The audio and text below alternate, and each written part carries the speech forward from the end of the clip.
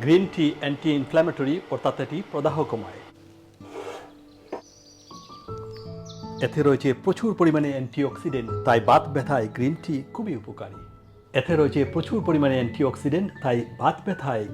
খুবই উপকারী। যাদের চায়ের নেশা আছে, দুধ চা না খেয়ে বেশি করে গ্রিন টি খাবেন। গ্রিন টিতে থাকে প্রচুর পরিমাণে অ্যান্টিঅক্সিডেন্ট, তাই বাত ব্যথায় এটি খুবই উপকারী। তাই যাদের চায়ের নেশা আছে তারা দুধ চা না খেয়ে বেশি করে গ্রিন টি খাবেন। গ্রিন টিতে থাকে পলিফেনল নামক একটি অ্যান্টিঅক্সিডেন্ট, যা প্রদাহ কমায় এবং জয়েন্টের কার্টিলেজকে সুরক্ষা দেয়। তাই যাদের অস্টিও আর্থ্রাইটিস বা বাত ব্যথায় ভোগেন তারা দুধ চা না খেয়ে অবশ্যই গ্রিন টি পান করবেন।